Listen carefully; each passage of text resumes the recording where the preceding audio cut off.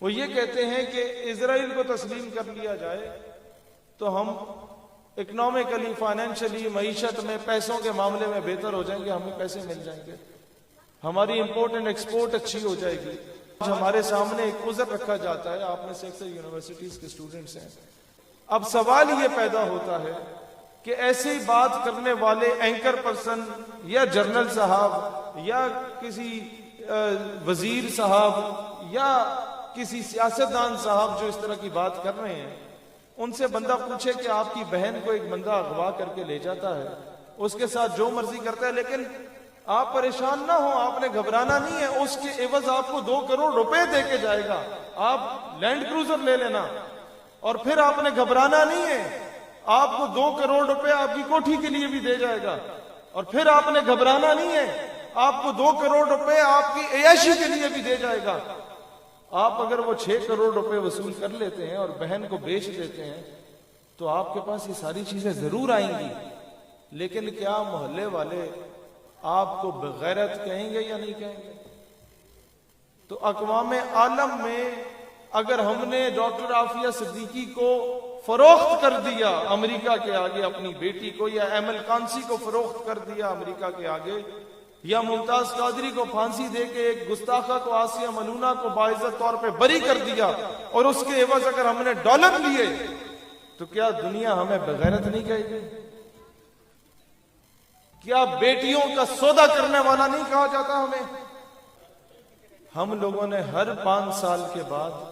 قیمے والے نان اور بریانی کی پلیٹ کے پیچھے اپنے ضمیر کو بیچا ہے۔ تو خدا کا واسطہ ہے،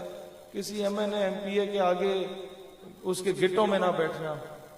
اسے گلی پکی نہ کرانا، اسے بولو ہمیں نلکا نہ لگا کے دو، نہیں چاہیے، وہ ہمیں سڑک پکی کرا کے نہ دو، نہیں چاہیے، تم سب سے پہلے یہ گارنٹی دے دو اسٹامپ پیپر پہ لکھ کے ہمیں کہ جناب ڈاکٹر عافیہ صدیقی کو رہا کرنے کی قرارداد اسمبلی میں تم پیش کرو گے۔ یہ قوم ایک مردہ پرست قوم ہے۔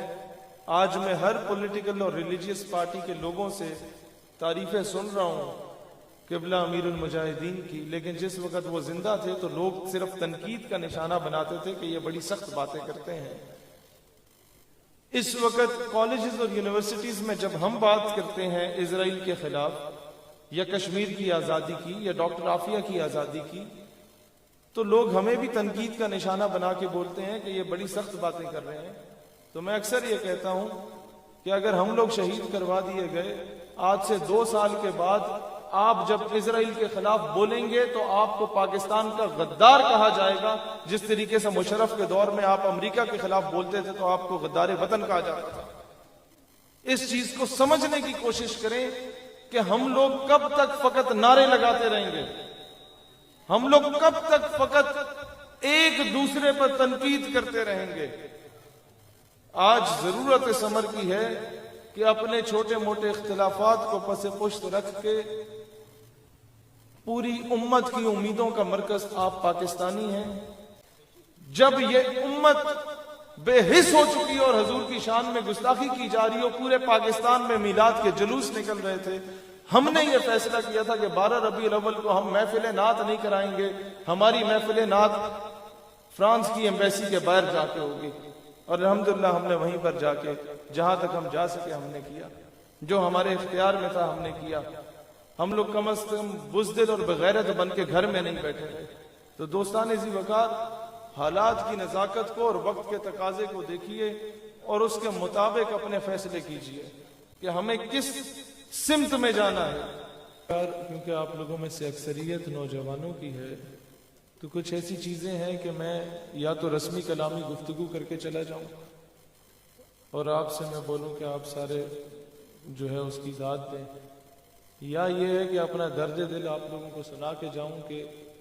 امت جس نہج پہ پہنچ چکی ہے اسے واپس سلطنت عثمانیہ کی طرف لے کے جانے کا پہلا قدم رکھا جائے۔ اس میں فیصلہ آپ لوگوں نے کرنا ہے۔ میرے خیال ہے دوسرے والا راستہ بہتر ہے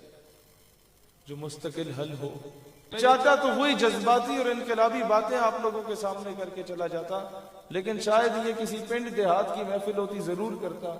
یہاں، کیونکہ میں نے اپنی عمر کے نوجوانوں کو دیکھا ہے جنہوں نے آگے زندگی گزارنی ہے۔